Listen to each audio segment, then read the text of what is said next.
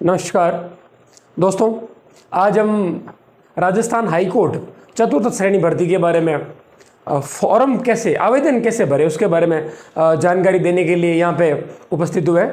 बच्चों ने काफ़ी मैसेज किए कि जो आवेदन प्रक्रिया कल प्रारंभ हुई थी उसमें कुछ दिक्कतें आ रही थी, स्टेप बाय स्टेप इसके बारे में हमें समझाइए। तो ये आपको आसान भाषा में फॉर्म कैसे भरना है उसके लिए उसके रिगार्डिंग ये पूरा वीडियो है। छोटा सा वीडियो रहेगा, इसमें सारी जानकारी देने की हम कोशिश करेंगे। आपको जैसा पता होगा, राजस्थान हाई कोर्ट जो 4th ग्रेड की भर्ती है 5670 पदों के लिए जो भर्ती आई है, जिसका 9 जून को नोटिफिकेशन आया था। 27 जून से मतलब कल से फॉर्म भरे जा रहे हैं और 26 जुलाई तक फॉर्म भरे जाएंगे, मतलब तकरीबन 30 दिनों तक फॉर्म चलेंगे इसके। और जो एक अच्छी वैकेंसी कही जा रही है और इस साल के अंत तक जिसके एग्ज़ाम होने की पूरी संभावना है और आपके सिलेक्शन की भी पूरी संभावना है, उसके बारे में आवेदन की पूरी प्रक्रिया हम आज समझेंगे। तो चलो स्टेप बाय स्टेप स्टार्ट करते हैं। सबसे पहले आपको क्या करना है, राजस्थान हाई कोर्ट आप गूगल पर जाके या फिर किसी भी सर्च इंजन पर जाके, गूगल क्रोम पे जाके आप लिखिए राजस्थान हाई कोर्ट। उसके बाद आपको राजस्थान हाई कोर्ट की ऑफिशियल वेबसाइट खुलेगी, उस पर आपको क्लिक करके यहाँ ऐसा पेज खुलेगा, उसमें आपको ये रिक्रूटमेंट लिखा हुआ दिखेगा। इस पेज में ये रिक्रूटमेंट लिखा हुआ दिखेगा, इसको आपको क्लिक करना है। ठीक है, ये पेज खुलेगा और राजस्थान हाई कोर्ट ये वेबसाइट दिखेगी आपको hcraj.nic.in। ये वेबसाइट पे ये पेज खुलेगा और इसमें लिखा हुआ आएगा रिक्रूटमेंट। इस रिक्रूटमेंट को आपको सेलेक्ट करना है। इसके बाद आपके ये पेज खुल जाएगा रिक्रूटमेंट में। इस रिक्रूटमेंट को दबाने के बाद रिक्रूटमेंट और प्रीवियस ईयर एग्जाम पेपर्स, तो आपको किसको दबाना है, ऊपर वाले ऑप्शन से रिक्रूटमेंट को दबा के आगे बढ़ना है। इसके बाद आप देखिए ये सारी रिक्रूटमेंट्स जो रहती है हाई कोर्ट की, उसके बारे में इंफॉर्मेशन आएगी। सेकंड नंबर ऑप्शन पे आप देखिए रिक्रूटमेंट क्लास 4 एम्प्लॉइज, मतलब चतुर्थ श्रेणी कर्मचारी की जो रिक्रूटमेंट भर्ती है उसको आपको सेलेक्ट करना है। इस पर आप आगे बढ़ेंगे, फिर आपको ऑनलाइन एप्लीकेशन पोर्टल, ये ऐसा पोर्टल दिखेगा इस भर्ती के से संबंधित, इसको आप देखिए। ठीक है, इसमें आप देखिए ये आपका नोटिफिकेशन है जो 27 तारीख को फॉर्म भरने स्टार्ट हो उसके बारे में। ठीक है, इस पर आप क्लिक करेंगे। उसके बाद आगे आप ये ऑप्शन देखेंगे, ये इंटरफेस आएगा आपकी स्क्रीन पे। इस पे एक ऑप्शन रहता है, अगर आप पहले से रजिस्टर्ड है राजस्थान हाई कोर्ट के वेबसाइट पर तो आपको इसको क्लिक करना है। सामान्यतः बच्चे रजिस्टर नहीं है तो क्या करना है, रजिस्टर नाउ के ऑप्शन पे क्लिक करना है। ये ऑप्शन पे क्लिक करेंगे तो आपके सामने एक इंटरफेस खुलेगा रजिस्ट्रेशन के लिए। यहाँ से फॉर्म नहीं भरा जाएगा, यहाँ आप सिर्फ रजिस्टर करोगे खुद को हाई कोर्ट की वेबसाइट पे। तो वहाँ पे आपको क्या डालना है, खुद का नाम, पिता का नाम, बेसिक एक इन्फॉर्मेशन और होगी। उसके बाद आपका हो जाएगा रजिस्ट्रेशन। ठीक है, ये रजिस्ट्रेशन, ये डिटेल्स डालने के बाद खुद की बेसिक इन्फॉर्मेशन डालनी है। उसके बाद आपका हो जाएगा रजिस्ट्रेशन। उसके बाद आपका रजिस्ट्रेशन हो जाएगा सक्सेसफुल, ऐसा लिखा हुआ आएगा, ऐसा इंटरफेस आएगा स्क्रीन पे और ये लिखा हुआ आएगा रजिस्ट्रेशन सक्सेसफुली। उसके बाद आपको क्या करना है, देखिए upload photos, signature and ID proof, मतलब आपका अपना फोटो, आपकी सिग्नेचर और आपका आईडी प्रूफ, मतलब लगभग आधार आपको यहाँ पे अपलोड करना है। तो इसको आप दबाएंगे। फिर आगे क्या आएगा, देखिए अगला पेज खुलेगा, ऐसा पेज।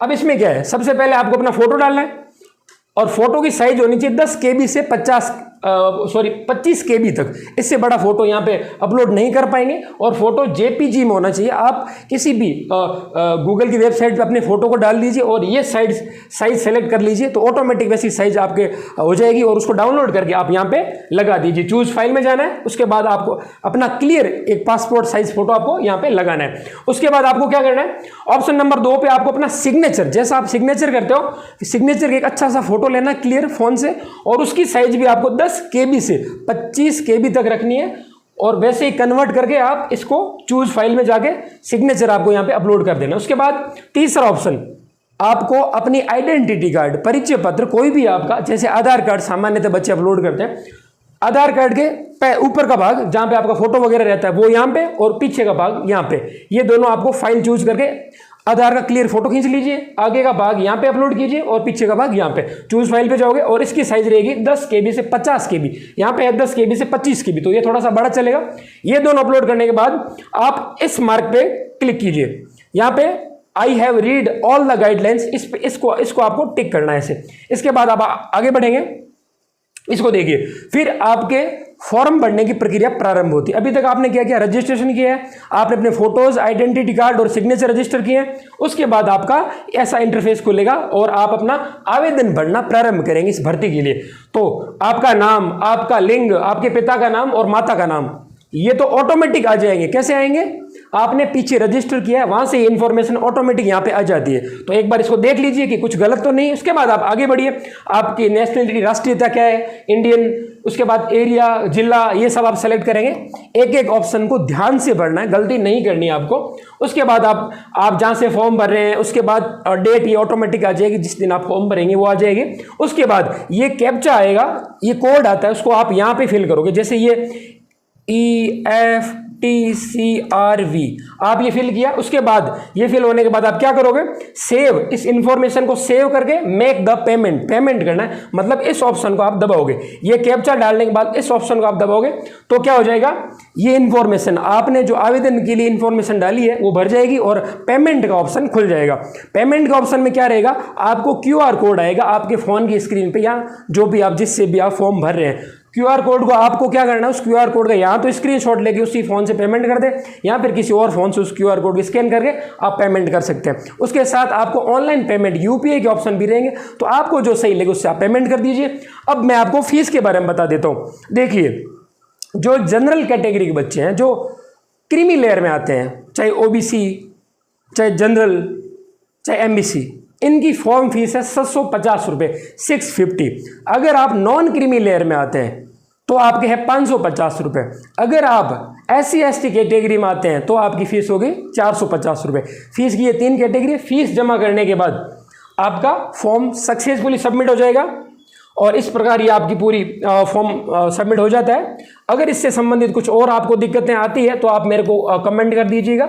अगर आपसे ये साइट आप सर्च नहीं कर पा रहे तो मैं कोशिश करूंगा ये जो साइट है जो आपको गूगल पे सर्च करनी है, मैं कमेंट सेक्शन में डलवा दूंगा, तो आप उससे भी जाके ये फॉर्म भर सकते हैं। ठीक है, और कोई ऐसी खास इन्फॉर्मेशन है नहीं। अगर आपको किसी चीज़ की ज़रूरत रहती है तो आप मेरे को बोलिएगा और ऐसे हम ये सारी चीज़ कर लेंगे। ये आपका जो रजिस्ट्रेशन का जो मैंने बताया कि आपको कुछ इन्फॉर्मेशन डाल के हाई कोर्ट के अंदर हाई कोर्ट की वेबसाइट के अंदर खुद को रजिस्टर करना है, तो वो इन्फॉर्मेशन है आपका नाम, पिता का नाम, माता का नाम, आपका डेट ऑफ बर्थ। इससे क्या होगा, आप रजिस्टर कर पाओगे, उसके बाद ही आप एप्लीकेशन फॉर्म भर पाते हो। तो ये आप सही से कीजिए, ध्यान से कीजिए, सारी इन्फॉर्मेशन सही से डालिए। इसके बाद आपका फॉर्म भर जाएगा। फीस सबमिट होते ही सक्सेसफुली आपका फॉर्म आपके पास सामने आ जाएगा, एप्लीकेशन फॉर्म। उसका आप प्रिंट ले लीजिए या फिर अच्छा स्क्रीनशॉट खींच लीजिए और वो आपके आगे काम आएगा।